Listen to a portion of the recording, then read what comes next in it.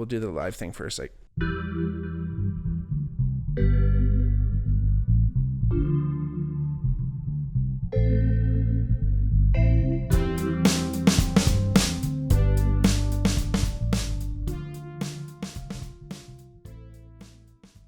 hey everybody, welcome back to the Bigmark podcast. I'm your host, Bigmark. If it's your first time watching, welcome.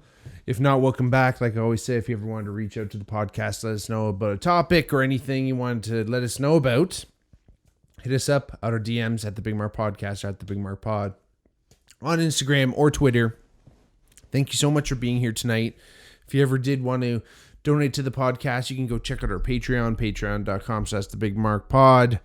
And again, if you are watching on YouTube, like and subscribe to the channel so you know when the next vids are going to come out.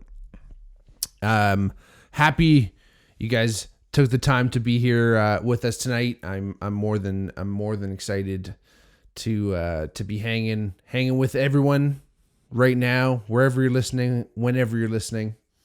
I wanted to take the chance to kind of like go over a couple things that's, kind of been happening in life and see if I can kind of work it out with you guys on the fly here. It's interesting coming from a few different actually looking back, I haven't worked too many places, but the few places that I've worked have had their ups and downs as far as team management was concerned, and just kind of how everyone reacted, and every place of business is totally different. And I've worked jobs where they were considered really shitty jobs, but the team was great and I love them and I'll never forget those jobs. And I've worked jobs or had jobs that were seemingly easy or sought after jobs that sucked because, just circumstances or whatever happens, right? Sometimes things don't work out and sometimes people don't get along with each other. But basically what I wanted to talk about is in those situations, how do you ever actually get out of those situations, right? Like how, when a team is so downtrodden and so upset that kind of every move that's made, people kind of are railing against that. I'm not sure, not 100% sure. For all intents and purposes today, just want to let you know a little bit about what's kind of happening at, my day job. For any of you who don't know, I work in the brewing industry. Maybe I won't go into crazy specifics right now. I guess if you guys know who I am, you could deduce things, but because it's nothing terrible. Again, it's just stuff where you can't help but think about it and ruminate. And I mean, being in the beer industry right now is kind of tough. In fact, any alcohol sales right now is kind of tough. People aren't really drinking as much alcohol. In fact, culturally speaking, there might be a shift in general of how drinking is perceived by people. Is it cringy? Is it weird? Is it different? Is it, is it falling out of fashion? So again, the place I'm working at is kind of like, it's being reflected in kind of how busy we are at work, right? Now, the craft beer industry especially went through a huge boom during COVID. Everything expanded. There's hundreds of breweries opening up all over Ontario and Canada, in the world, in fact. And we were there to service them, right? And now things are changing and kind of going in the other direction. The company has to react. And one of the big reasons why I took this job in the first place is because I knew it was a company that looked at the data and made like pertinent decisions, right? Like you probably talk to some of my other coworkers. They may not necessarily agree, but I always thought, listen, this is a science-driven business that when it comes down to it, they're going to make proper fiscal decisions. Yeah, it's always tough when you're dealing with personnel, but They made the decisions on the when they needed to be made to expand, and when they needed to kind of pull things back, they also made those decisions. So you can't fault them for any of that stuff. Now there's been some other things that have happened that aren't fully necessarily directly in impacting myself or directly involved myself. So a lot of these things I've heard secondhand, and they've been slightly disappointing, right? It's sad to see people that leave and quit or even get fired. Friends, people that you love, people that you hang out and see every day. It's tough to see them go, but that's business sometimes, right? As much as we want our bosses and our managers to take into account our feelings and our circumstances in life, sometimes they can't, because if they were to do that, they wouldn't pay themselves anything, and they'd just keep paying us more and more money until the company went under, right? So there has to be a decision at some point where you have to go, listen, it's either you or the company.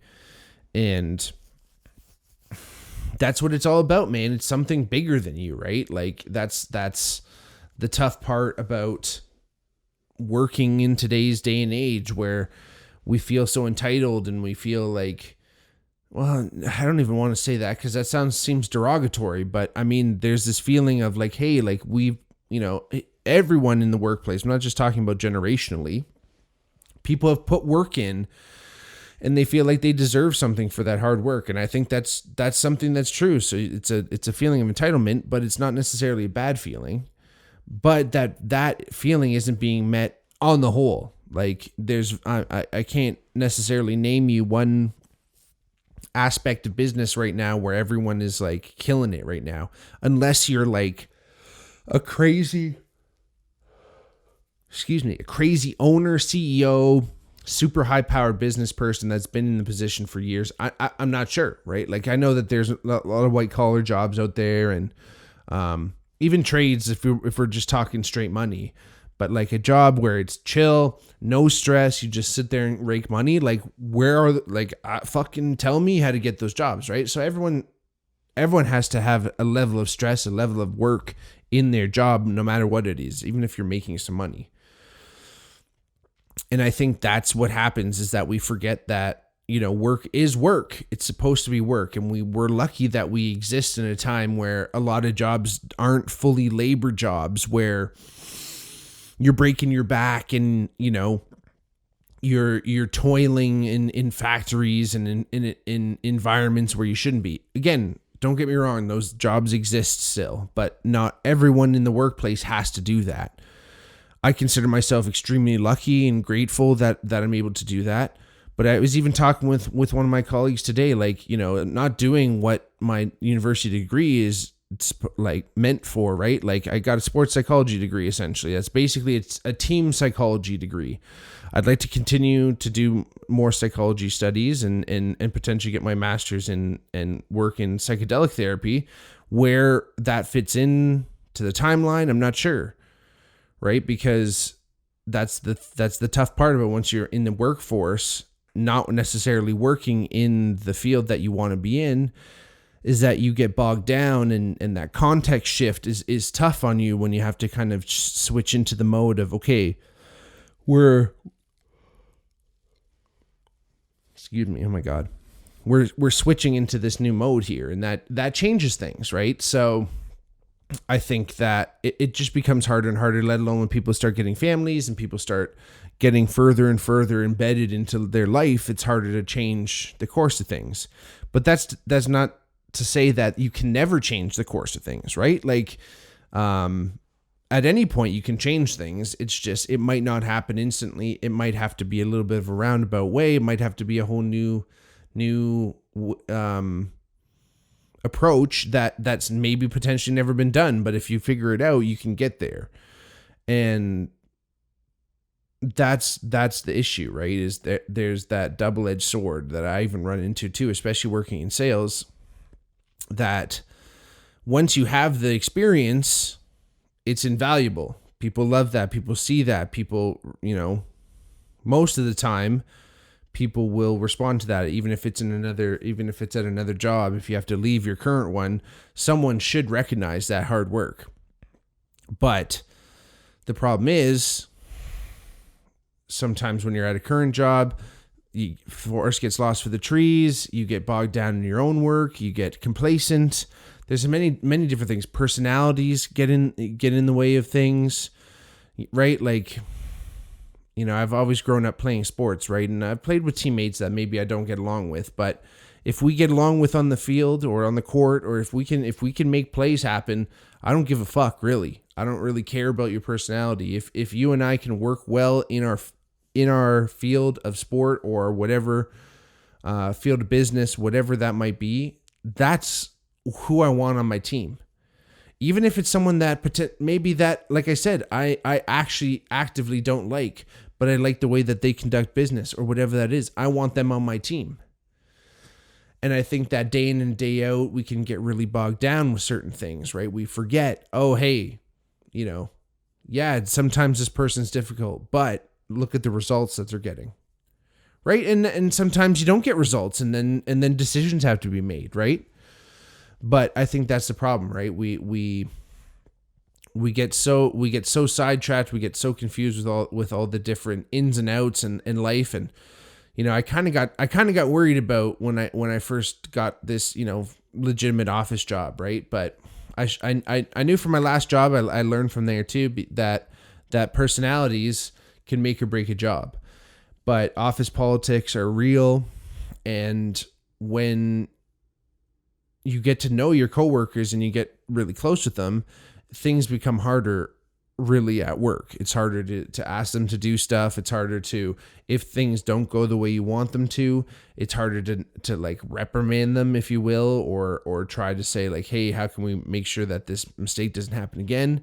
And I think that's what happens in a lot of businesses when the ownership is really friendly with their staff too. Don't get me wrong.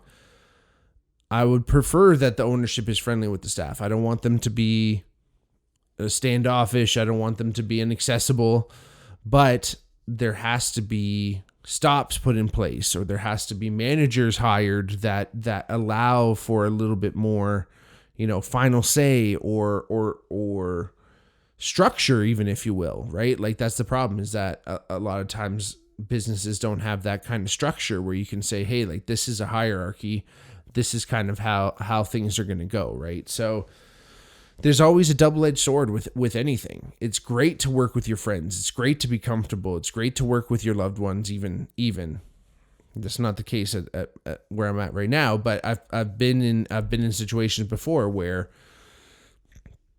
either you're working with your girlfriend, or she also works there, or she's in another department, or whatever it might be, you know. That becomes a whole other stress that you're now taking on when you're working with your partner. And unless you're able to go home and separate that completely, and I mean completely, I mean going home, and when you guys walk through that door, you do not talk about the office, you do not talk about work, you do not talk about whatever you guys are doing together, because it should be your home time. It should be time to chill. It should be time to relax. Yes, obviously, thoughts are going to be flowing. If you guys are together, it's going to be a lot easier just to be like, hey, I was just thinking about that. But the problem is,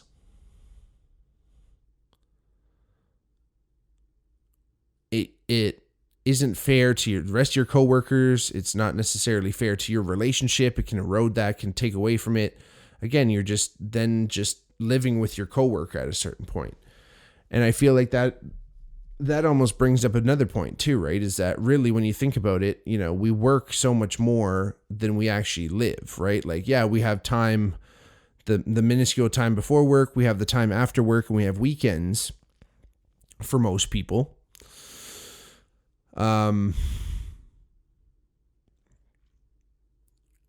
But most of our lives is essentially spent working.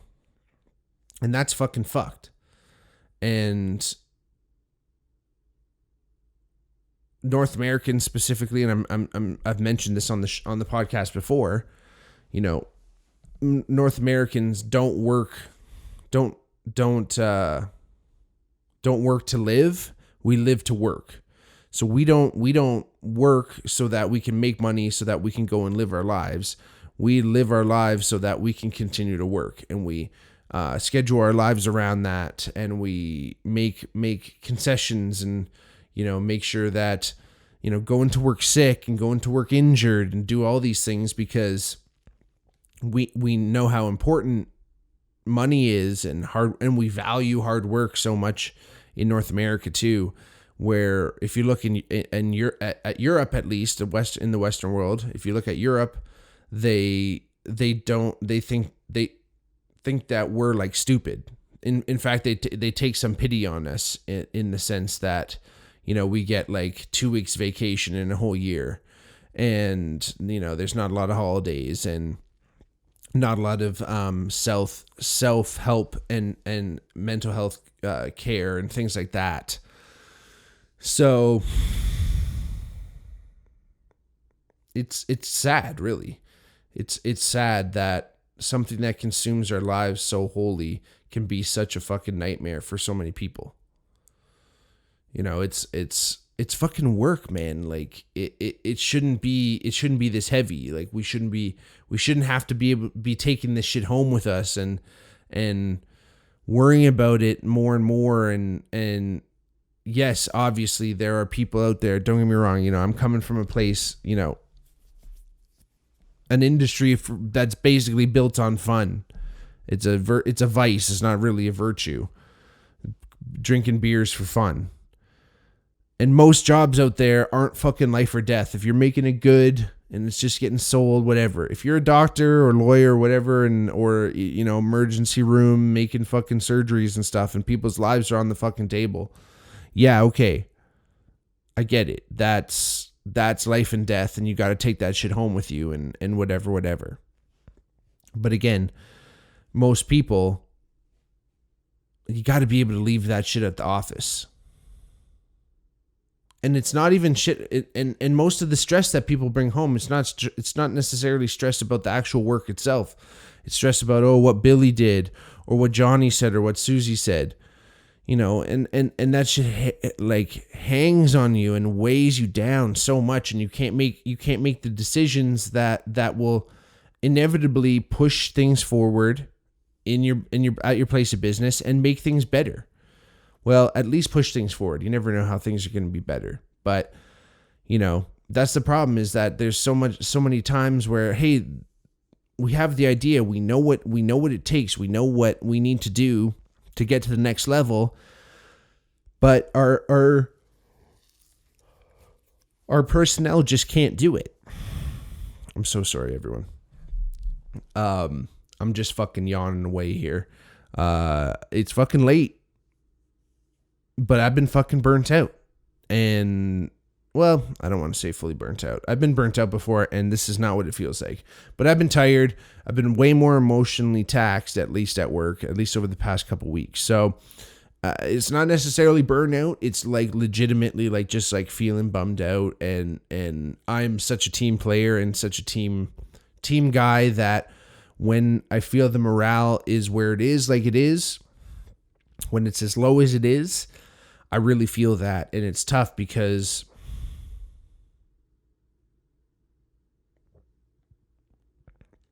it's hard to find the glimmer of hope in some people. Some people have seen a lot of shit and they're jaded, and whether or not ownership knows it or doesn't, or whether they can do something about it or can't, it's a precipice. It truly is, because there's not a lot of people left at work right now. Let's just put it that way. We're at the capacity where we can basically make things happen. Like everything's going to be great. But if we lose one or two more bodies, like we're in deep trouble. And I don't know all the ins and outs. This is not me saying, hey, this is what we need to do. I don't know what we need to do. And that's what's troublesome. And that's why I wanted to talk to y'all. Because all my life I've felt like I was put in between situations, or amidst fighting factions that needed some quelling. There's a drive in me to break up fights. Is like, you know, I've broken up a lot more fights than I've broken up way more fights. All fights I've ever been in, I've broken up. Let's just put it that way. And sometimes to a fault. Sometimes I may avoid conflict to a fault.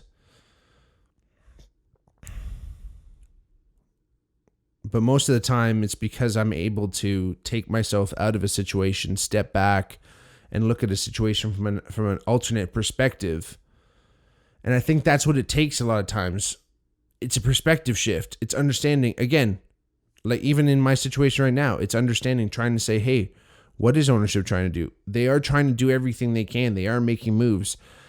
And we knew that shit was going to fucking hit the fan. And you had to fucking put up or shut up. And sometimes you got to just lead by example and try and work your hardest and try and be a resource in any possible way, where however that may be. Show your value, do all that shit. But again, I think any conflict deserves perspective shift. It deserves perspective change. You need to understand where the other person's coming from. You need to try to explain that. And sometimes people can't hear that. Sometimes people don't want to hear that. But all you can do, all you owe anyone else is try to convey your perspective. And if they can't understand that, that's too bad. And if you can do your best and strive to be able to take their perspective and look at it from their point of view, it will alter everything. It will completely change where you're coming from, and it will remind you that we are all the same. We are one. There should not be conflict because we are all a mere reflection of ourselves. And anything that irks you in another person is just a reflection of that which you feel like you can work on in yourself. So the next time you think someone at work is fucking being too lazy, you might say, hey, maybe I feel like I'm not putting in as much work as I should. And I'm just looking out at someone else trying to find some blame so I can distract. So then you turn back inwards and you go, okay, I just work harder. Then you quell that feeling and you don't look around. And if you do even look around and you say, hey, I don't know if someone's working hard as they should, you might be fucking right if you're working super hard. But if not, don't be casting stones. The only person to start with is the man in the mirror. Like MJ says, motherfucker. Anyway, thank y'all for listening to me today. I don't know. I felt like I wanted to get some of this stuff off my chest. I'm sure if y'all have ever been in a situation like this at work or in life or in a band or in a relationship, let me know. Hit us up in the comments. Hit us up in the DMs. I want to hear about it. But again, thank you all for listening.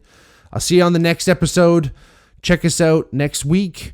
Every Wednesday, we're always dropping hot new episodes, baby. Twitter, Instagram, Patreon, YouTubes. Love y'all. Peace.